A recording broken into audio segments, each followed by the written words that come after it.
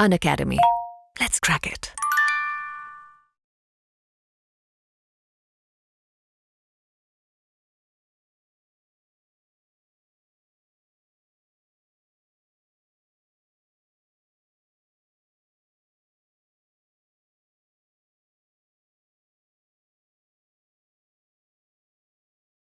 So, hello everyone. Welcome back to the series called The Foundation of International Relations. In this series, we have been discussing various terms. In the previous videos, we have discussed various important terms and concepts related to IR. And in the very previous video itself, I taught you about some nuclear related terms, which are also very crucial because they are found in the newspapers and they help you in understanding the overall nuclear diplomacy related aspects. In this last video of the series, we will be concluding whatever terms which are left with us, and also at the same time we shall try to focus on certain other important terms which also become very crucial in vocabulary building and newspaper understanding. So without wasting much time, let us now directly start upon the next terms.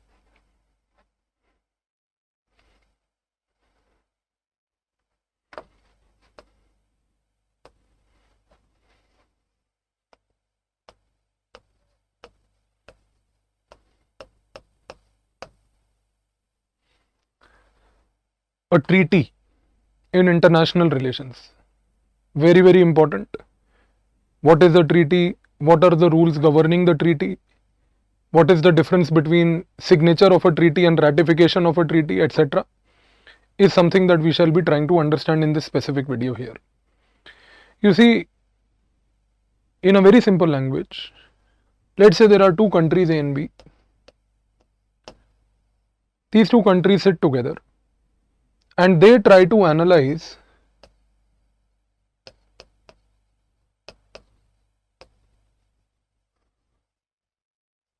certain rules that they intend to follow, certain points that they intend to follow. So if there are two countries A and B and they intend to follow certain rules and points, the first step in this regard would be to discuss the rules and points and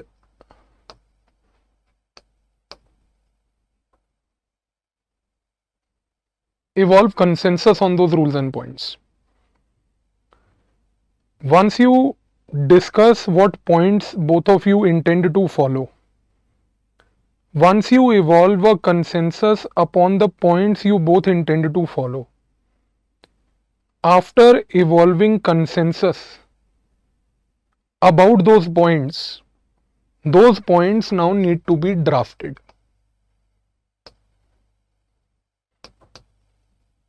And when we say they need to be drafted, those points, because are to be followed by two countries, the draft has to be a very formal draft. It cannot be a casual draft. There have to be certain parameters that you intend to follow. So now what happens is that once the countries are able to establish consensus on the points they intend to follow, when they intend to draft those points of consensus,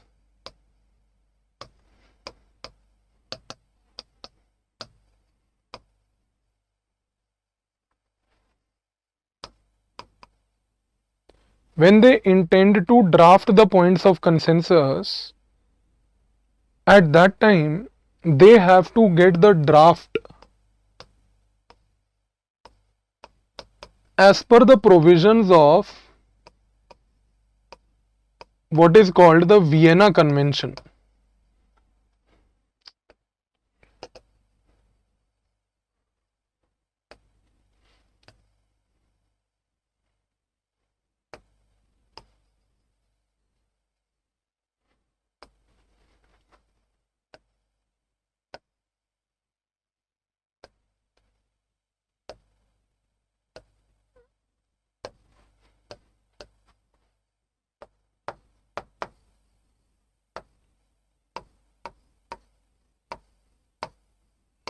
1969. Two countries evolve a consensus that they both want to follow certain points. Once they evolve the consensus, they have to write down those points in a formal draft. When they try to write down those points of consensus in a formal draft, the points have to follow a certain specific language. That language is written in the Vienna Convention 1969. Vienna Convention is also called the Treaty of Treaties. Treaty of Treaties is another name, because the Vienna Convention is basically a convention that helps you to develop that language that needs to be put in this draft, which you will basically be establishing with the objective of following the points of consensus. So once your language as per the Vienna Convention is drafted, you basically prepare a draft of the treaty.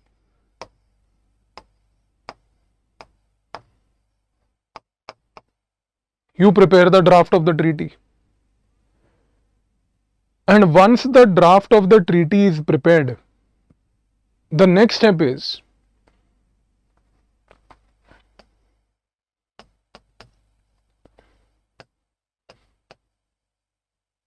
signature or ratification of this draft treaty.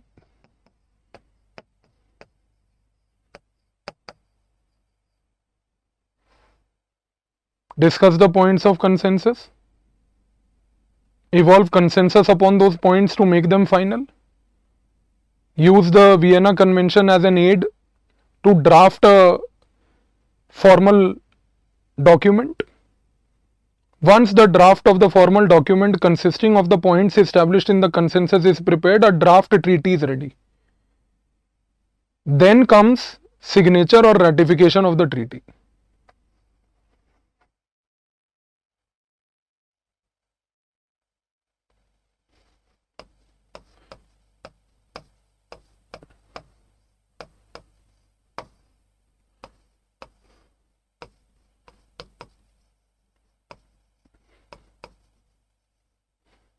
What is the major difference between signature and ratification? Simple difference, not much complicated. When a country prepares a treaty, the objective is now to sign the treaty and ratify it. The first step is always signature of the treaty. In the signature of the treaty, what happens is that the country decides to follow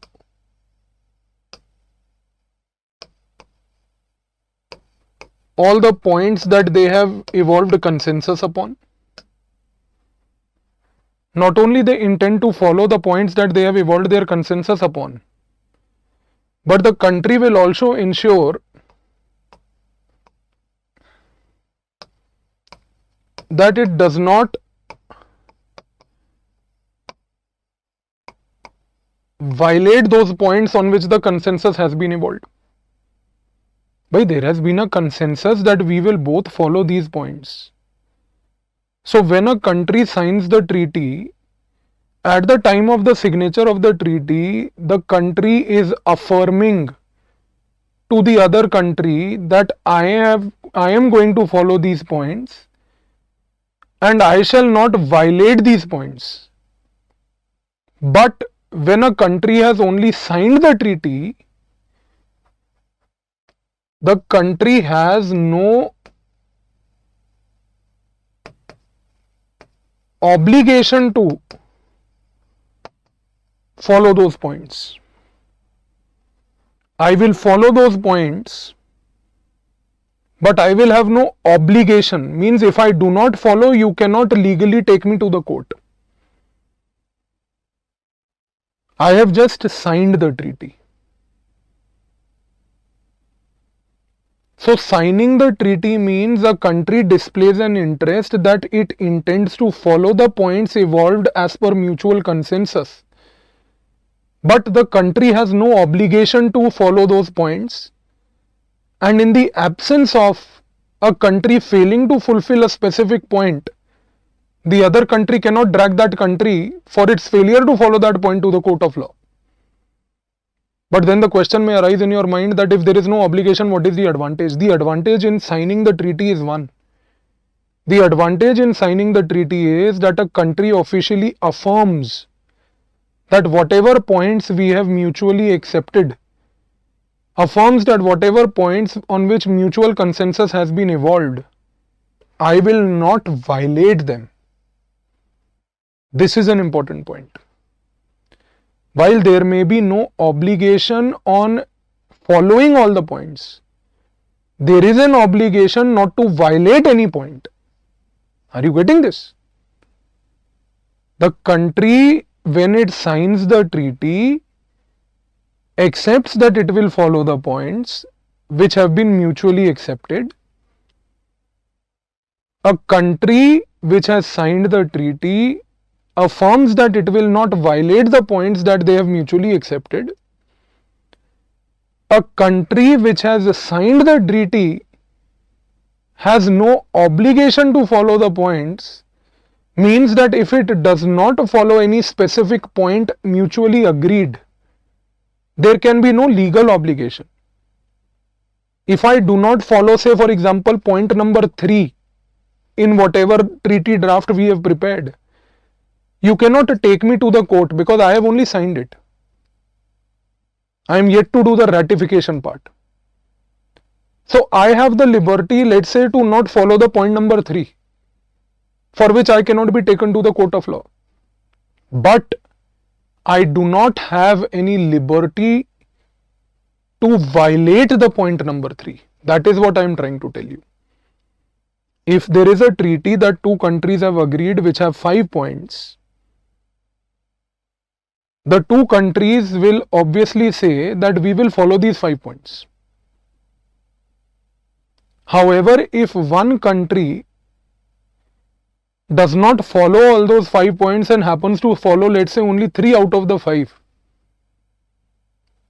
the other country cannot drag this country to the court and say, Ki bhai, why are you following only 3 out of 5? That cannot happen. But problem may arise if the other country, instead of following all the 5 points, happens to follow only 3 points and violates 2 points. Violation is not permitted, sir. Because when you sign a treaty or when you give your signature to a treaty, you have an obligation of non-violation.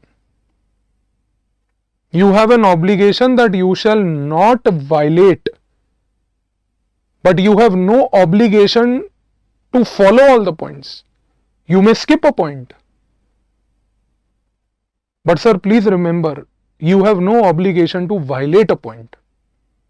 However, sometimes some countries, after signing the treaty, go for ratifying the treaty.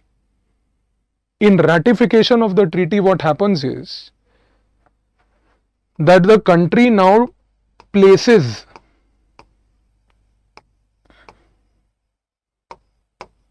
the points they have mutually agreed to follow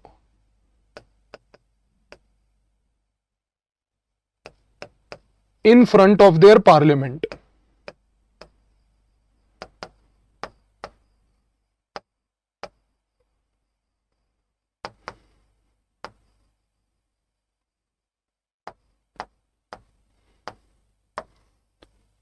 The first thing in the ratification is that I will place all the points that I have mutually agreed to follow with the other country in front of my parliament. I will seek approval from my parliament.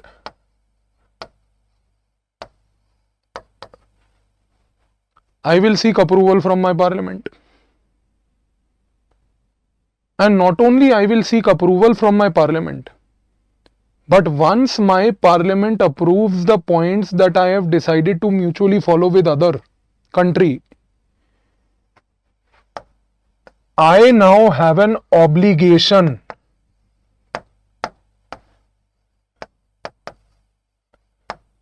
not only to follow all the points, but also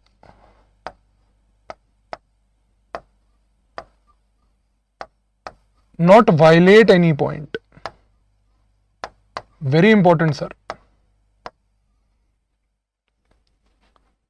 That once I place the points for approval in front of my parliament, once I get the approval of my parliament, I now have an obligation not only to follow those points, but I also have an obligation to ensure that I do not violate any point. देखो sir, in ratification also you cannot violate, in signature also you cannot violate. But once you ratify, you have an obligation to follow, where here in this scenario there is no obligation to follow. So ratification thereby, in a more simple language, becomes a more serious process, where you display more seriousness about the treaty. In signature also there is adequate seriousness, but in ratification there is confirmation that the country is dead serious about whatever mutually they have agreed with the other country. So ratification is always a more serious process in contrast to the signature if you just compare the two.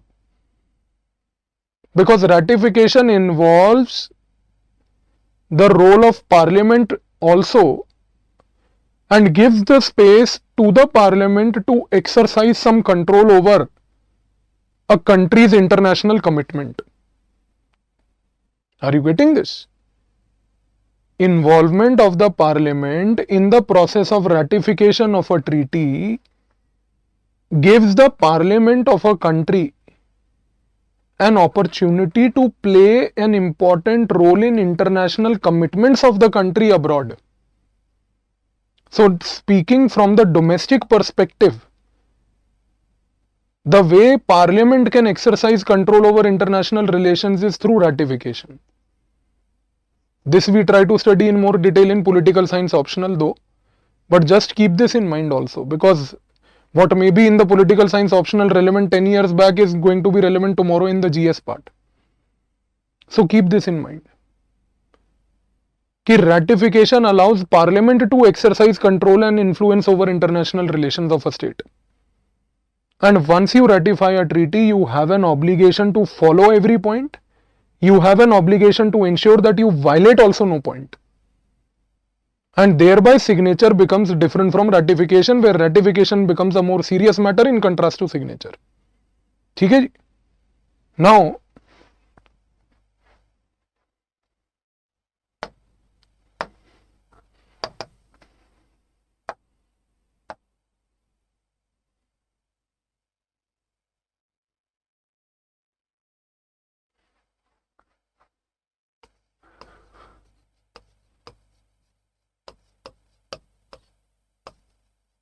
convention is a type of a treaty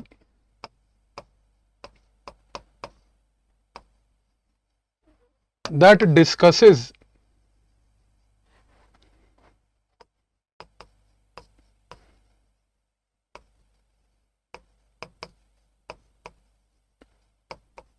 issues of international significance.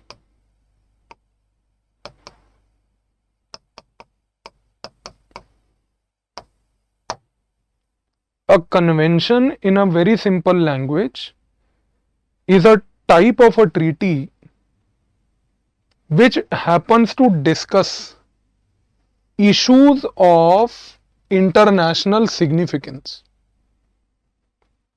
So, any issue which may have a global ramification is something that can be discussed and a consensus can be evolved under the concept of convention. That is why you will see two countries bilaterally may go for a treaty, but you will never find two countries bilaterally going for a convention. You will find countries of the world coming together to basically negotiate and undertake signature of a convention. So convention basically is a type of treaty which focuses on issues having international ramifications. Are you getting this? International ramifications.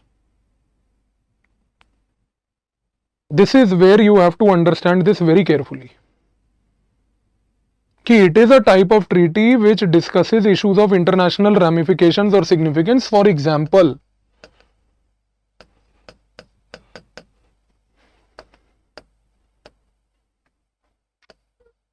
United Nations Convention on the Law of Seas.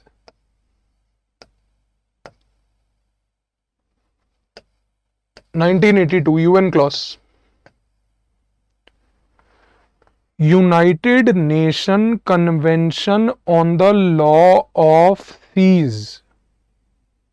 The UN clause, which was basically agreed in 1982,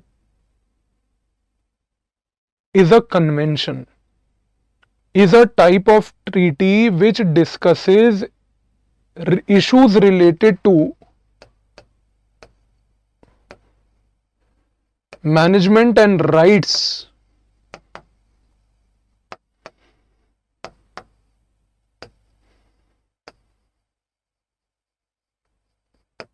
of countries in the waters. UN clause is basically a convention that discusses the issues pertaining to management and rights that countries enjoy with respect to waters within their territory and also the coastal waters. During the course of international relations, when I will be teaching you that program, I will focus upon telling you in one class that we will dedicate on understanding maritime diplomacy. And there I will analyze in front of you various issues pertaining to UN clause. And what rights do countries have in waters and what rights do countries do not have in waters. But convention by nature discusses issues of international significance. ठीक है sir? So it is a type of treaty only. Now, there is another type of treaty called protocol. Protocol is also basically a type of treaty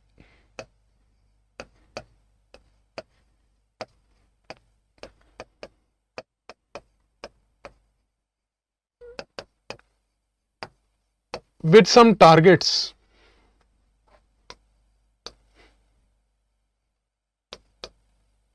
to be achieved.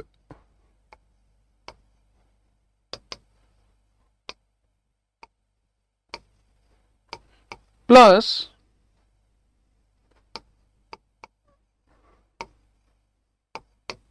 targets are open for amendment. If there is a treaty that has to be concluded where certain targets have to be achieved by some countries, and these targets once achieved by some countries get amended and new targets are brought in place, or countries were not able to achieve the targets and some amendment had to be made to reduce the targets, then such kind of amendment is possible in a specialized kind of a treaty known as protocol. So protocols are always special types of treaties where not only countries need to have certain targets to achieve, but achievement or non-achievement of targets also give this kind of a specialized treaty called protocol an option open for amendment in the future. For example, That is why you have something called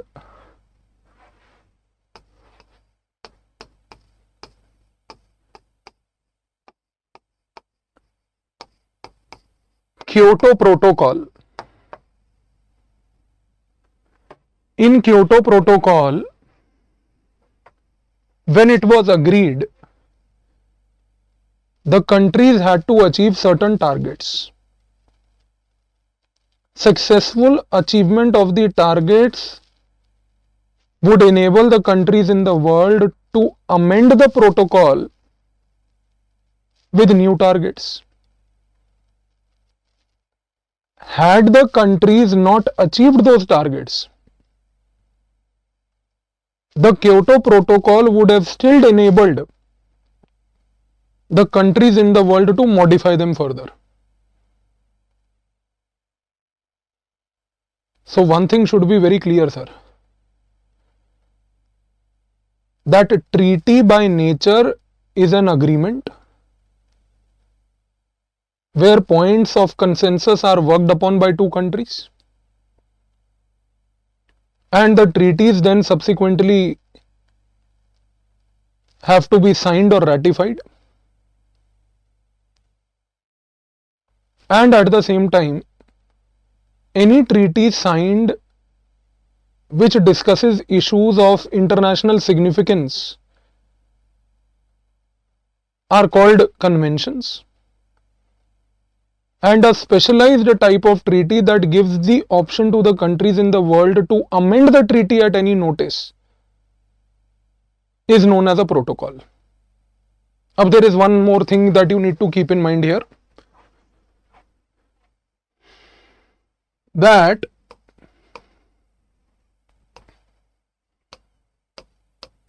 when we say that a treaty has to be signed or ratified, these are two terms that we have already used: signature of treaty and ratification of treaty. But you know, in international relations there are separate terms used for that in international diplomacy. वो terms भी याद रख लो. Signature of treaty is known as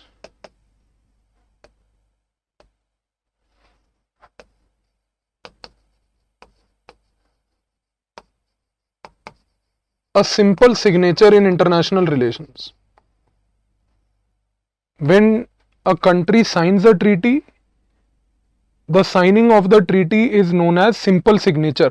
ये term है, this is the term officially used in IR. Whereas when a country ratifies a treaty, the term used for ratification of the treaty in international relations is called definitive signature.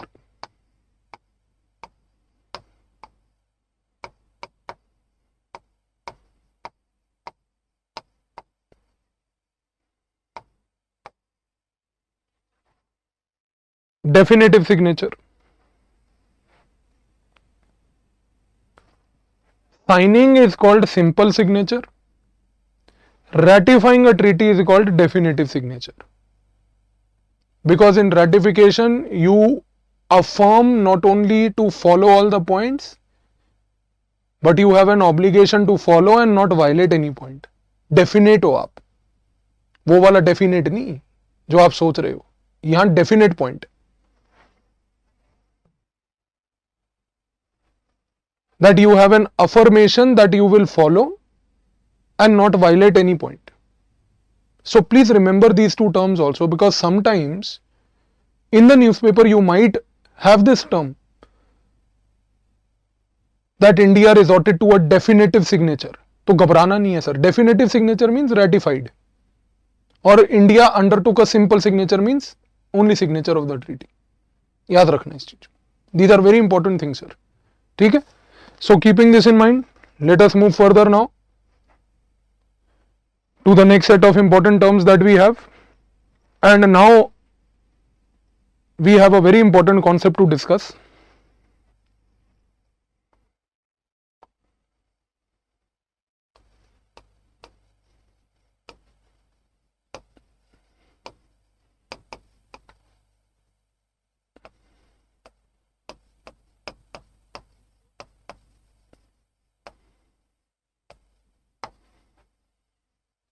The types of diplomatic talks.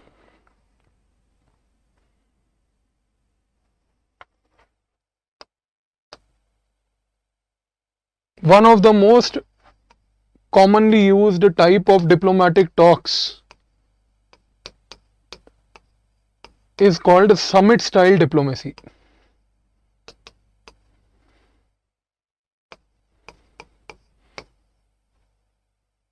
Summit style. What happens in a summit style diplomacy is the leaders of the two countries, they meet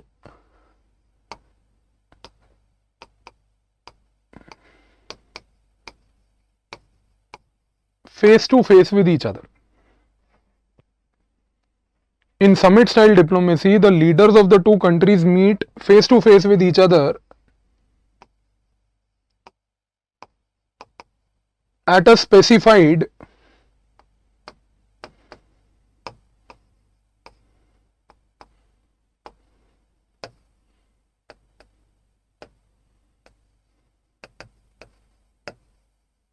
location. They meet at a specified location. So the two countries will work out a location in advance. The leaders of the two countries will meet at that location. The location is normally either of the country, host countries only, of the two leaders. Or it could also be a third country for that matter. That's not a problem. When they meet face to face at a specified location, they get an opportunity to directly resolve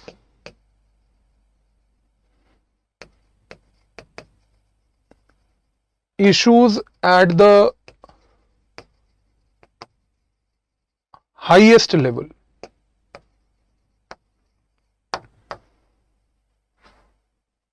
Issues at the highest level, sir.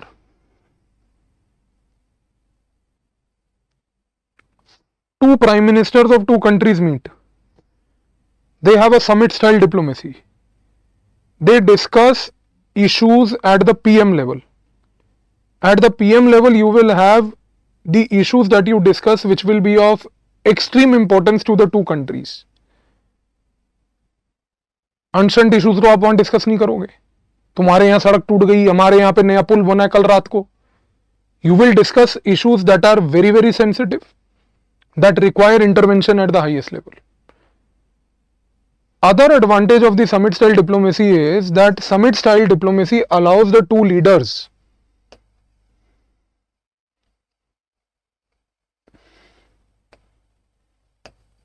conducive environment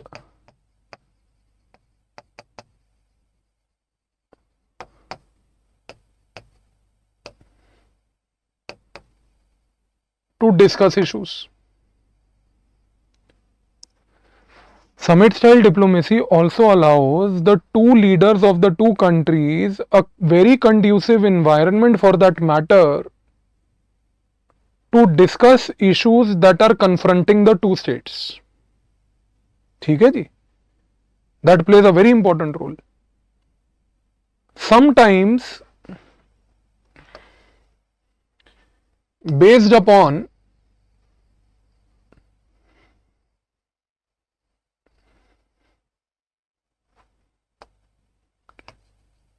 chemistry between the leaders,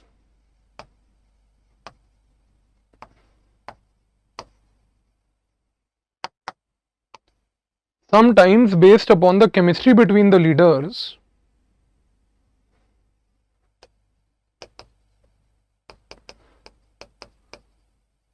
significant outcomes can be achieved.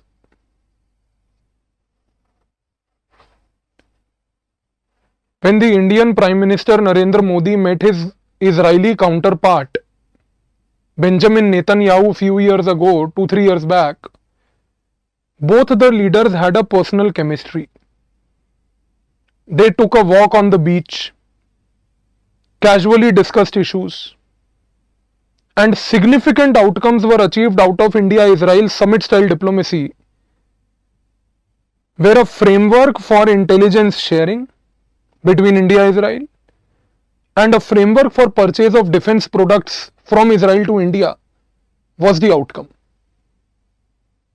A casual environment of the two leaders walking on the beach ensured the fact that the personal chemistry contributed to significant outcomes. That is an example of summit style diplomacy at work. Or for example, when the Indian Prime Minister met his counterpart in the US last year, Donald Trump, the personal chemistry between the two leaders also enabled us to achieve significant outcomes. So summit style diplomacy basically helps the two countries to not only resolve issues that they may have, but it is important to remember, sir, that sometimes the summit style diplomacy may also be a step to build this chemistry. Sometimes it can be a step to build chemistry between the leaders. And maybe subsequently in the future, then when they meet, there is a conducive environment and significant outcomes can be achieved. So one of the very important type of diplomatic talks that we have is summit style diplomacy. Type number 2, in fact a rather more important one, is called back channel diplomacy.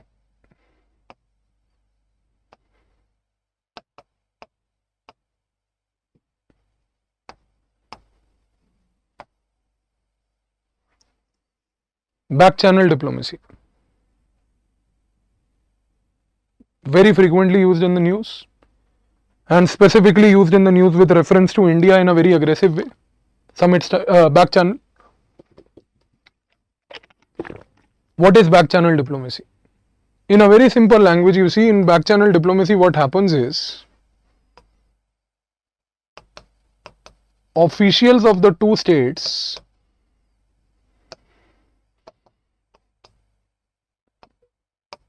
carry out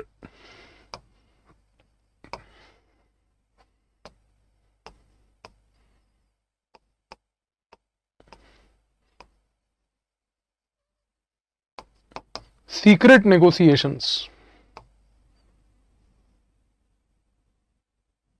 They carry out secret negotiations, and after these negotiations, after these secret talks,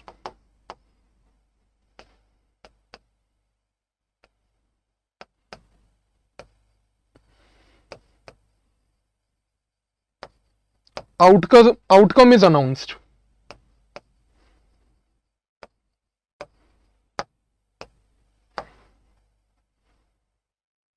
After these talks, outcome is announced. Sir, in back channel diplomacy, there is a back door which is opened quietly and secretly. Two countries quietly and secretly, without the limelight of the media, carry out secret negotiations. After the secret negotiations and talks are done, a formal announcement is done for the media and the public.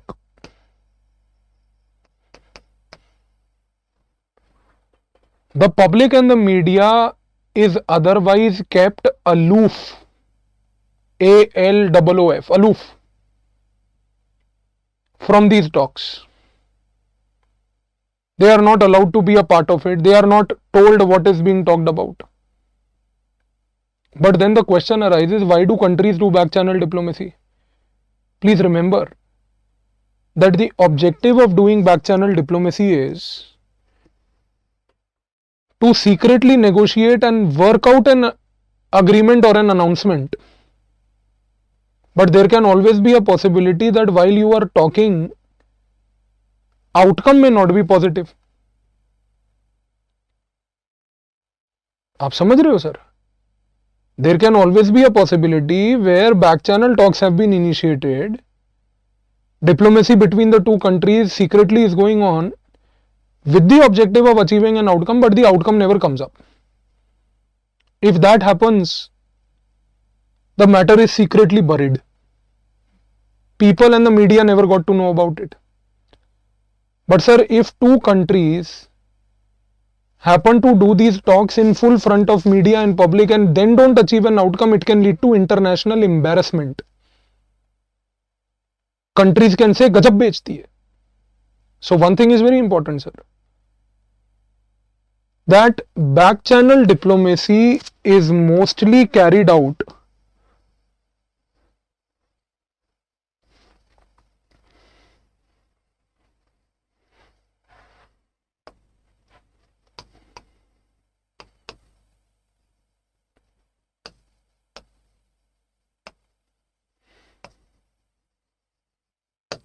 between adversaries or hostile countries.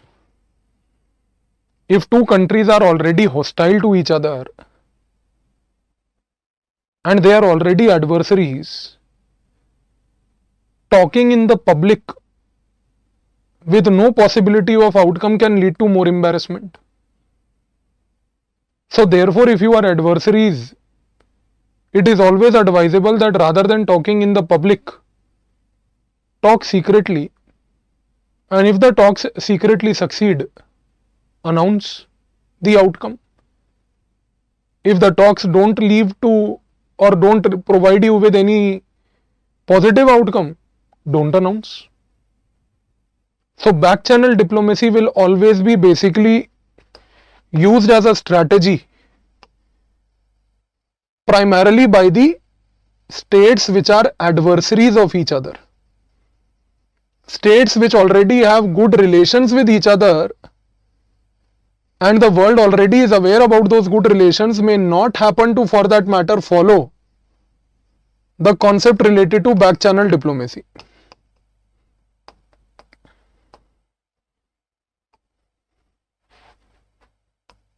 For example, the US President Obama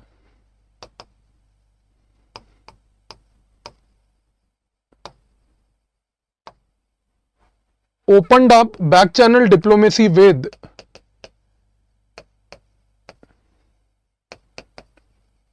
Iranian President Hassan Rouhani.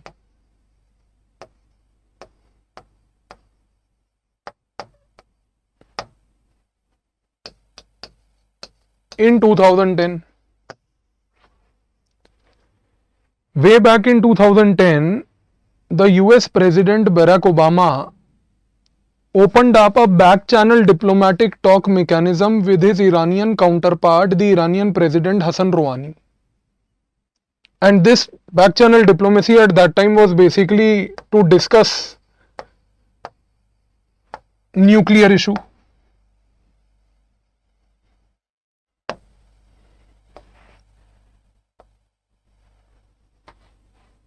When I will teach you the course of international relations, at that time I will be going into the Iranian nuclear issue and what problems did US have, etc. and how did USA try to mitigate those problems and all. But a back channel diplomatic mechanism was opened up to discuss the nuclear issue. Whether this discussion on the nuclear issue would yield any positive outcome or not was a very debatable matter. Because US was not happy with Iran doing development of nuclear capabilities, Iran was not happy in letting US put curbs on their nuclear ambition. They were both hostile to each other when it came to the nuclear issue. It was a flashpoint. And as a result of which, because it was a flashpoint, one thing now became very clear, that both the parties kept the talks deliberately secret.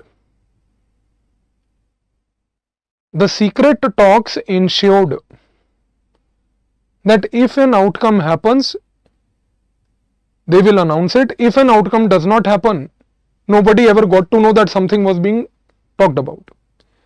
However, aggressive back channel diplomacy between US and Iran since 2010 did deliver result, and the result came in the form of the 2015 the US-Iran nuclear deal.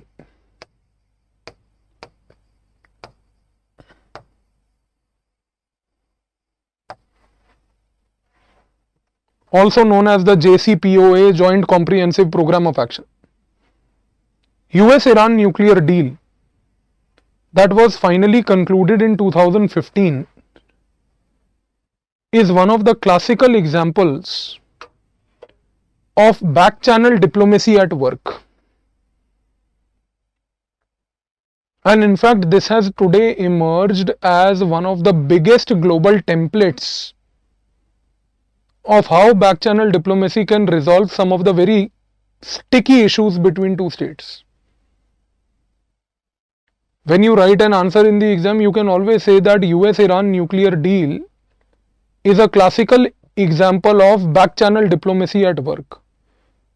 This one line that you may write in the examination will fetch you tremendous dividends, because the examiner will understand that you have in-depth knowledge about the issue. So sir, one thing is very important here, that apart from this historical example of back channel diplomacy,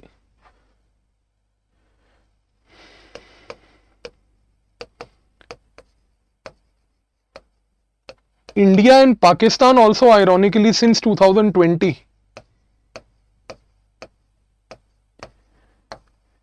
have been involved in back channel talks. And these back channel talks between India and Pakistan are happening under the larger umbrella and guidance provided in India by the National Security Advisor of our country and the Pakistani Army Chief in case of Pakistan. An outcome is yet to be seen in a big way, but this back channel diplomacy that began between India and Pakistan way back in 2020 did give us one of the partial results that we saw in February 2021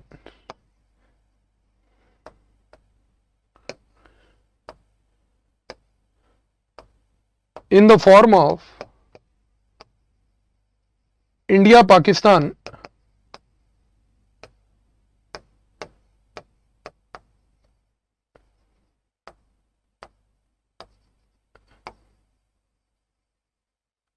ceasefire agreement. What is that ceasefire agreement all about, and what were the points agreed under it, and etc. We will do a detailed analysis that I will teach you when I teach you India-Pakistan relations. But what I am trying to tell you is that this is one of the minor outcomes achieved of the Indo-Pak back channel talks that have been going on. And in fact, there is a belief that in the next 3 to 4 months, there could be a high possibility that this back channel diplomatic talk between India and Pakistan also gives us a much bigger result. It may not be any mega agreement on the Kashmir issue, which remains a disputed problem and the unfinished business from the Pakistani side till date, but some positive thing is likely to be achieved. And what that positive thing is going to be, etc., is something that we really need to wait and watch. So keep this in mind, sir.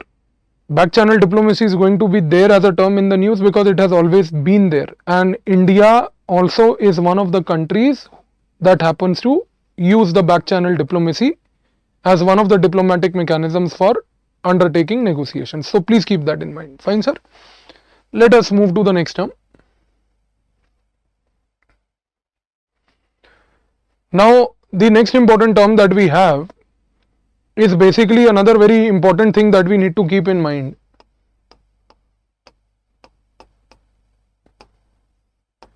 Which is related to tracks of diplomacy.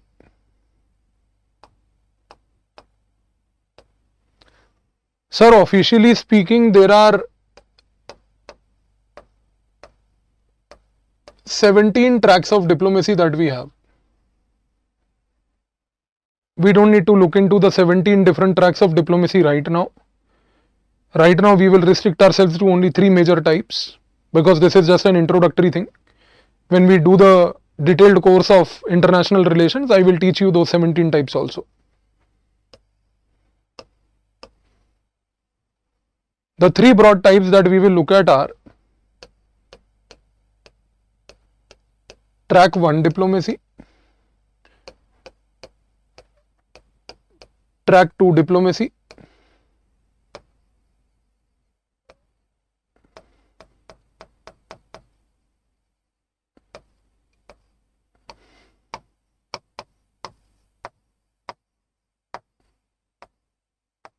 multi-track diplomacy. Track 1, track 2 and multi-track.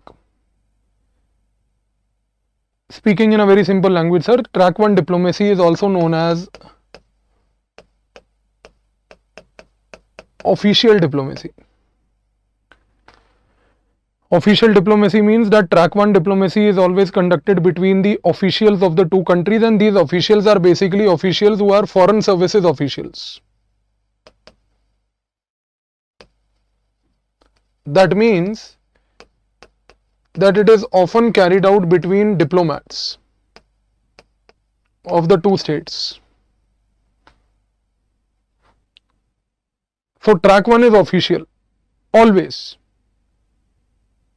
And you will have track 1 diplomacy with all the countries in the world. So if India is engaging with Ukraine, or India is engaging with, say, France, or we are engaging with Taiwan, our engagement that we hear in the news is mostly track 1, official, through the diplomats. Track 2, on the other hand, often is called unofficial diplomacy. Track 2 is called unofficial. In the case of track 2, you know what happens is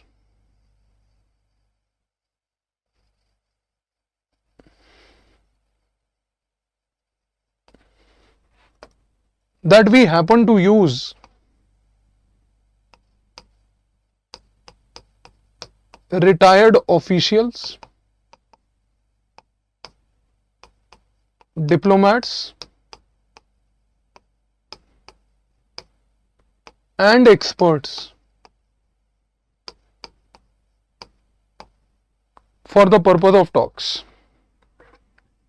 While the track 1 is official and diplomats of the 2 countries are involved in official undertaking of talks, in case of track 2 diplomacy, always retired officials and diplomats and experts are used. The reason of using retired officials and diplomats is that they have certain amount of years of experience accumulated. That experience which is accumulated can always be used to resolve certain critical issues.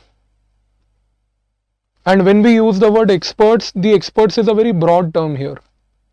These experts can be academic experts, for example, professors in universities and all. Like for example, in JNU, Jawaharlal Nehru University in Delhi, there is a very prominent professor by the name of Dr. Happymon Jacob. Dr. Happymon Jacob is one of the experts on international relations and has often played one of the very important roles as an expert whose expertise and knowledge is put to use for track 2 diplomatic initiatives. And these experts, for that matter, not only need to be academicians, these experts can also be cricketers, singers, other people in the cultural fraternity, or anyone that may exert some soft influence on the other state. So experts is a broad term. But the larger objective is that the retired officials and diplomats are put to use to discuss in a free environment certain critical issues. Because the track to diplomacy is not sponsored by the government and does not have any presence of a government representative there, it's broadly known as unofficial. Because any presence of an official government representative makes it a track 1. Retired officials, diplomats come together and take up their own initiative to reach out to the other country and in a casual environment undertake discussions. Then it is called track 2. For example,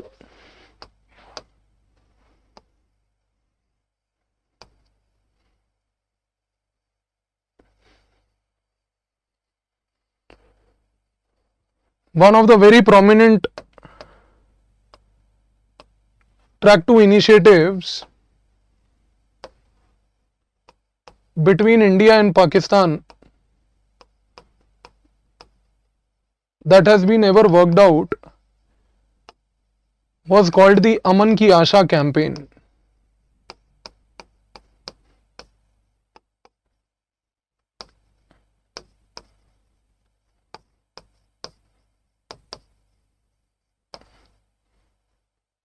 When I teach you India-Pakistan relations, at that time I will also teach you this in depth. That what is this Aman Ki Asha campaign, who were the people who were brain behind it and what were the achievements and all. But Aman Ki Asha campaign was one of the very important campaigns. That was one of the track 2 diplomatic initiatives that was ever launched between India and Pakistan. It discussed many things. And obviously it discussed the most important thing between India, Pakistan, Kashmir. But sir, please remember, any discussion that may take place in the track 2 diplomatic initiative is not binding upon any state. Because there is no agreement that you create here. There is no document that at the end of the day is prepared, ki see, this is what we have agreed. There is a discussion. So track 2 basically is like sitting in a restaurant and freely discussing political matters. But this discussion happens between people who are experts and have served a huge amount of their careers in basically dealing with issues pertaining to whatever the discussion is happening. So track 2 at times can provide fodder for track 1. Are you understanding this, sir? If I say, does this make sense to you?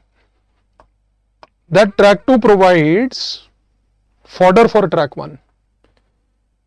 What you may unofficially agree can always be presented to the government to take it further.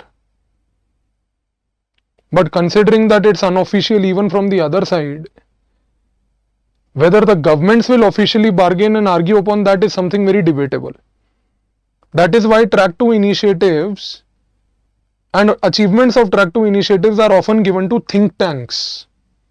And the think tanks in both the countries then further do more researches based upon the common understanding that they may have evolved at the track 2 level. But anyways, don't go into that much depth. The basic idea of what is track 2 should be clear to you by now. And now let's see the last thing, that is the multi-track. Very simply, multi-track is track 1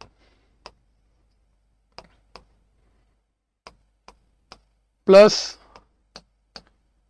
some elements of track 2 plus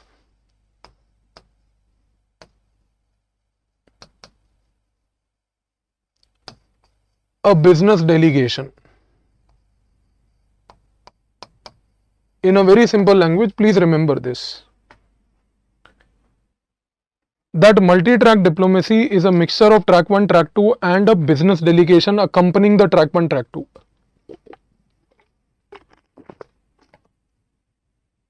So multi-track involves a huge number of people along.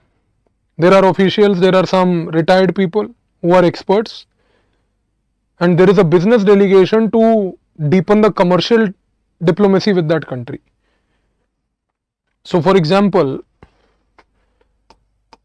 whenever the Indian Prime Minister goes to, let's say, a country like Japan or Australia or US or France, etc., we often see multi-track diplomacy at work. The Indian Prime Minister will not only take with him certain officials, which definitely have to accompany him, and one of the most important officials visiting these countries with the Prime Minister could be the Foreign Secretary himself or the National Security Advisor also, if the Prime Minister has to go to, say, a country like US or France, not to Australia and Japan where the NSA doesn't have too much of work to do. The Indian Prime Minister will also involve certain track 2 elements. And the track 2 element will be retired officials who may have served in Japan or Australia or US, etc. And invariably there will be a business delegation. And this business delegation that the Prime Minister will accompany with him will definitely go there with the objective of boosting commercial diplomacy.